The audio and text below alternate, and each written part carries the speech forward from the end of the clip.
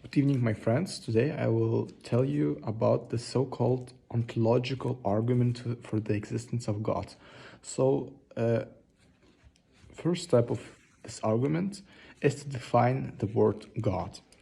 The definition of God, which I propose for the sake of an argument, is that God is the most perfect being which can exist.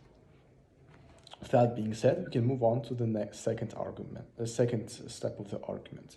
Second step is we have to concur that there are two types of existence: the existence in the imagination and existence in the reality.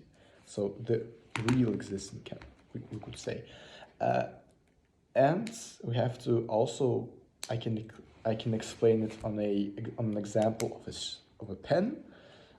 This pen this pen in reality is more perfect than the one which I can imagine.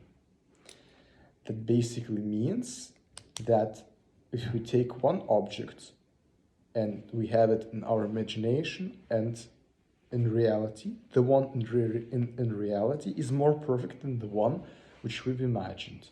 Now we come with this analogy to the being of God. Taking that God is the most perfect being that can exist, but also requires that his existence is also real. But another way, to say it in another way, that basically means that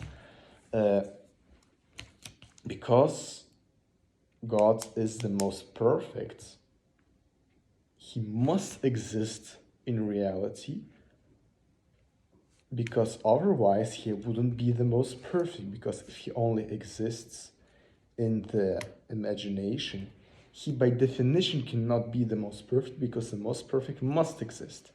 So, to sum up the argument, the argument says that if we take the definition of God as the most perfect being, and because something which is, if we take one object, the object in reality is more perfect than the object imagined, with this logic we can say that because God is the most perfect, he by definition must exist in reality, otherwise he wouldn't be the most perfect.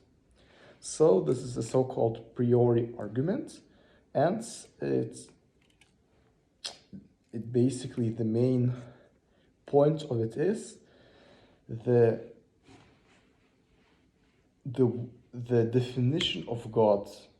The definition of God proves his existence. Thank you for your time, and I wish you a pleasant evening.